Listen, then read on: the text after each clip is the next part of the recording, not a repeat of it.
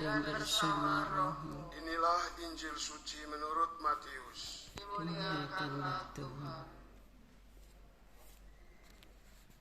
Yesus bersabda kepada murid-muridnya, "Aku berkata kepadamu, sungguh, sukar sekali bagi orang kaya untuk masuk ke dalam kerajaan surga.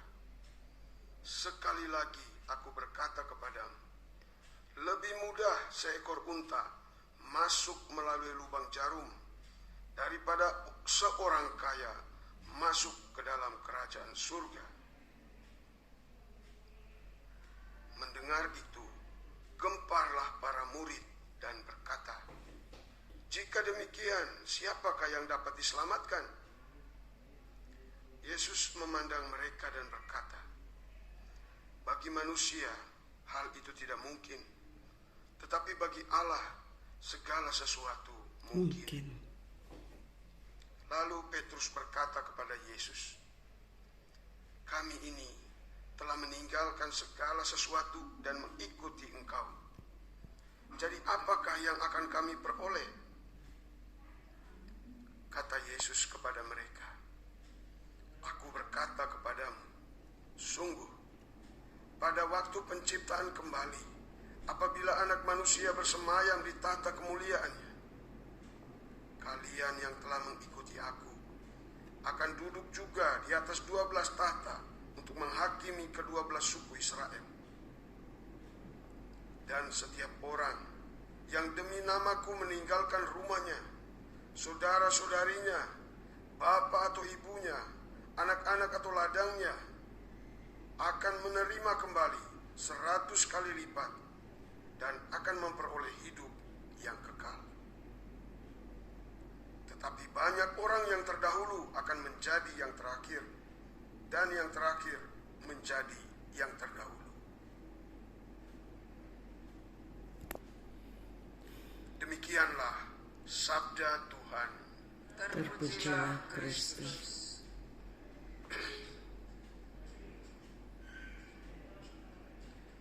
Bapak, Ibu, saudara-saudari yang dikasihi Tuhan, mendengar firman Tuhan pada hari ini tentu juga membuat kita merasa bingung juga. Mengapa orang kaya sukar masuk ke dalam kerajaan surga? Lalu orang seperti apakah yang bisa masuk ke dalam kerajaan surga? Apa itu kerajaan surga? Dan mengapa kita harus masuk ke sana? Apa yang harus kita andalkan? Harta surgawi, harta duniawi, apa maksudnya? Saudara-saudariku yang dikasihi Tuhan, kalau kita membaca kisah ini, maka pada bagian awal, seperti para murid yang mendengar, itu kita merasa bingung dan gempar di antara mereka. Tetapi pada bagian selanjutnya, penulis Injil Matius menempatkan pertanyaan Petrus yang kiranya menjadi kunci bagi kita untuk memahami firman Tuhan yang diucapkan Yesus hari ini. Petrus bilang begini, "Kami ini telah meninggalkan segala sesuatu dan mengikuti Engkau. Jadi apakah yang akan kami peroleh?" Petrus meninggalkan segala sesuatu dan mengikuti Yesus. Apakah dengan itu Petrus masuk orang kaya?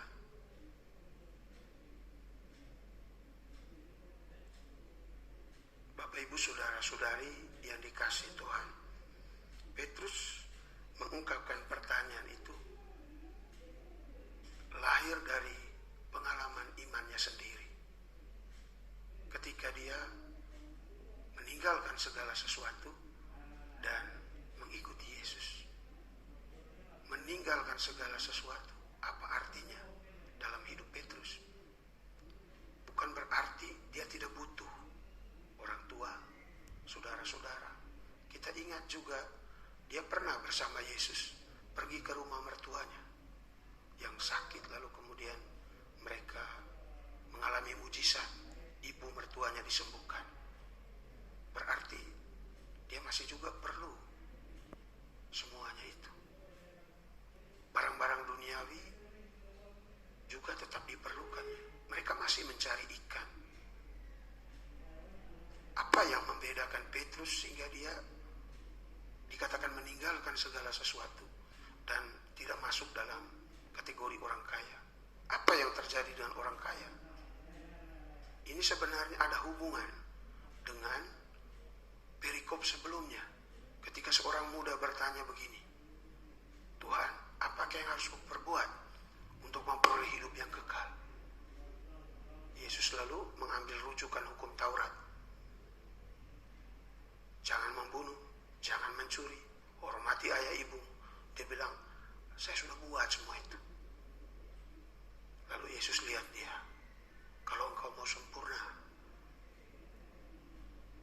pergilah, jualah segala milikmu, dan datang kemari, dan ikutlah aku. Dia kemudian menjadi sedih, dan dia pulang. Lalu Yesus lihat betapa sukar orang kaya masuk ke dalam kerajaan surga. Dari situ, dari perikop sebelum ini, kita bisa memahami, oh, ternyata kesukaran itu atau sandungan itu datang dari disposisi batin seseorang terhadap kepemilikan akan sesuatu. Ketika kepemilikan itu menjadi tujuan hidupnya. Sementara untuk bisa masuk ke dalam kerajaan surga, dia harus memiliki atau mengembangkan harta surgawi yang dia sudah punyai, yang sudah diberikan Tuhan kepadanya, yaitu kemanusiaannya, bukan kepemilikannya.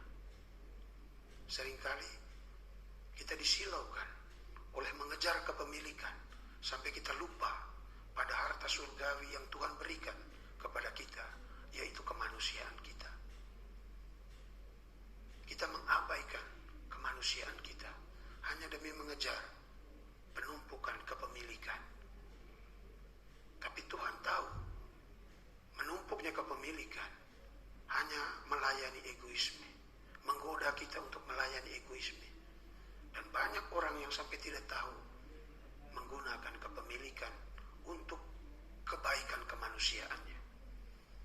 Yang kita bawa untuk masuk ke dalam kerajaan surga adalah kemanusiaan kita, bukan kepemilikan kita.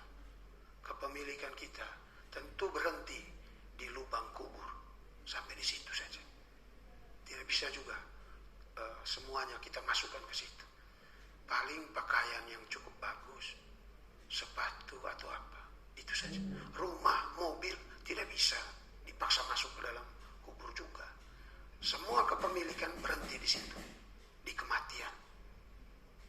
Yang kita bisa bawa melampaui semuanya itu adalah kemanusiaan kita yang terarah atau sesuai dengan kehendak Tuhan.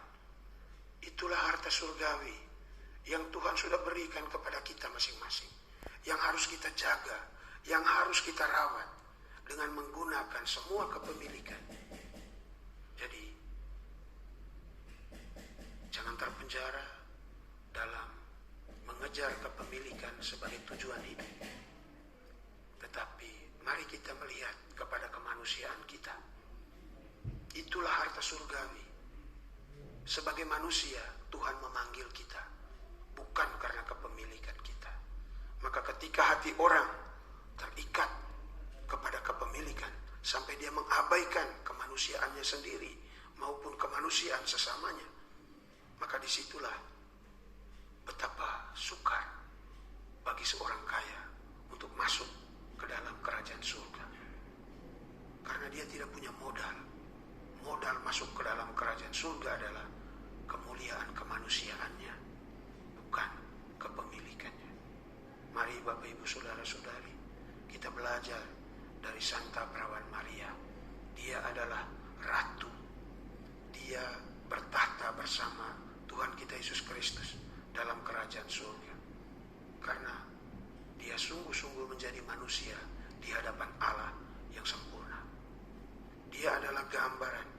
kesempurnaan iman seorang manusia ketika dipanggil Tuhan.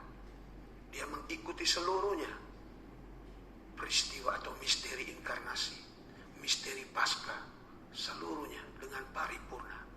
Maka pada tanggal 15 kita merayakan Maria diangkat ke surga dengan jiwa dan raganya. Dan hari ini dia dimahkota di surga sebagai ratu, ratu alam semesta, ratu kita sekalian. Kita mau belajar dari keratuan Bunda Maria. Kita mau menjaga, merawat kemanusiaan kita dengan menggunakan segala yang kita miliki untuk kebaikan kemanusiaan kita, baik untuk diri sendiri maupun sesama. Mari kita saling mendukung, saling menguatkan untuk merawat harta surgawi yang Tuhan berikan